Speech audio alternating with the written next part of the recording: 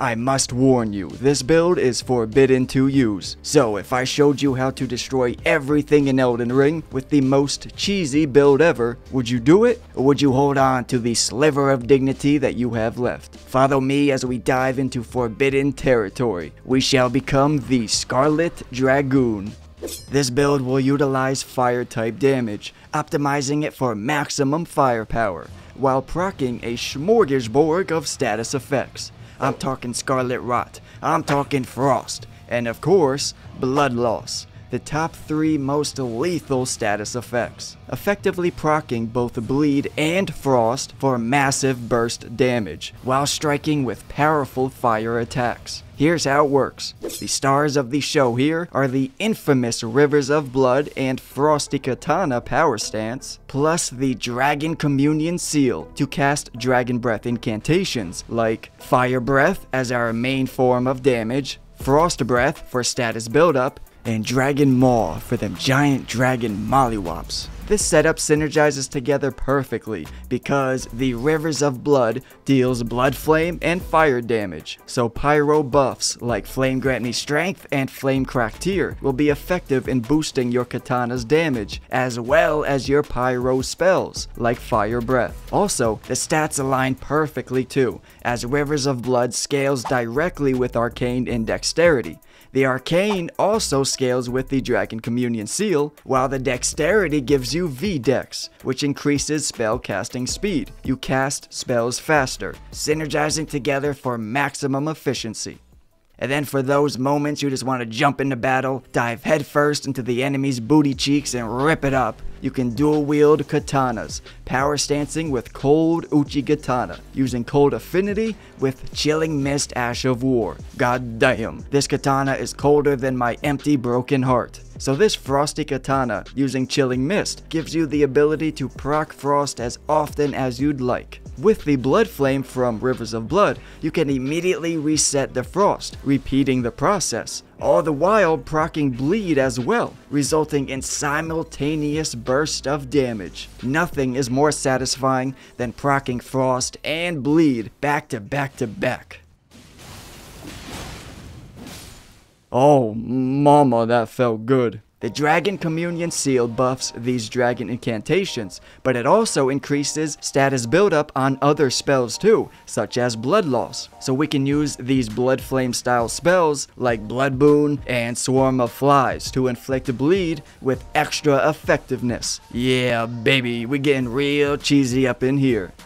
Got the Dragon Maw for breaking stance. Imagine a fat ass dragon body slamming you. That's what this spell does. You tank through attacks dealing heavy stance damage, easily guard breaking bosses. These are all the incantations I am using.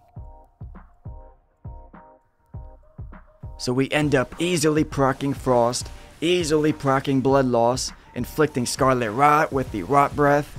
Yeah, that is cheese, bro. That is broken OP overpowered cheese, bro. There is an alternative form of this build that may be even cheesier, even more juicy.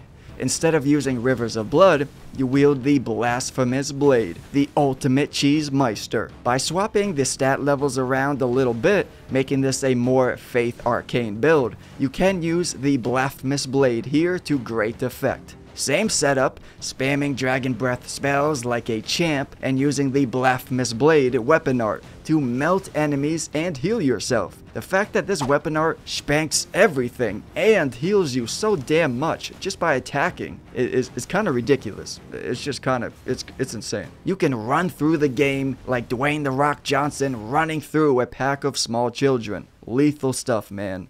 Deadly lethal stuff. Now for the armor, if you're going for straight drippy drip, the Skeletal Mask, Lord of Blood's robe, or Sanguine Noble robe both fit very well, and Alberich bracers. These redstone gauntlets look mean, man. They look sick as fuck in my opinion. But if you want more effective poise and defense, you can switch the gloves out for something heavier, like Radahn's gauntlets or the Malekith gauntlets.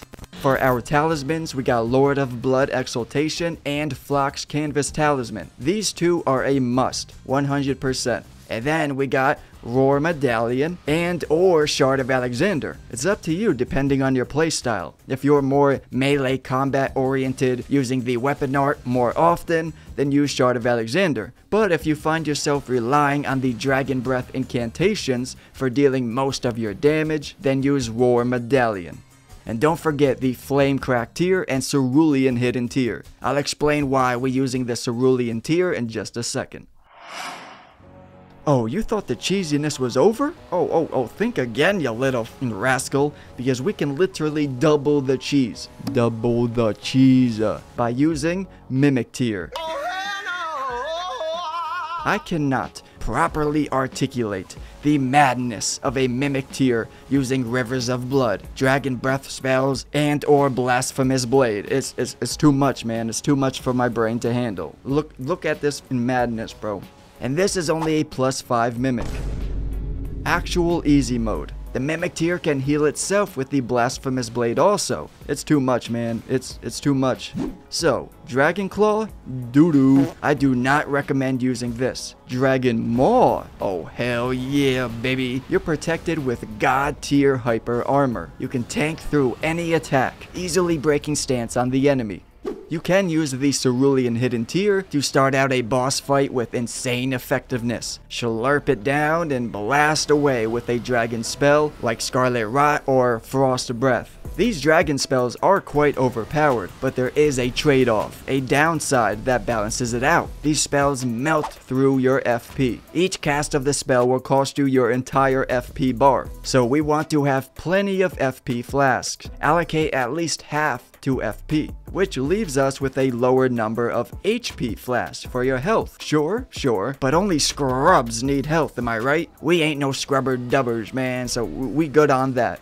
The only time I recommend using these larger breath spells is when you have just popped Cerulean Hidden tier and you're capable of freely blasting away, no problems, no FP cost. Because normally it's just not really worth it after weighing the pros and cons. The Kmart versions work just fine, though only the superior named versions are capable of jumping and casting at the same time. And I gotta admit, jumping up and simultaneously transforming into a dragon, oh, it's pretty damn satisfying, man. You know what else is satisfying? Subscribing to the greatest YouTube channel in all of history. Yes, sir. Subscribe to the channel here for more awesome content like this. Do it!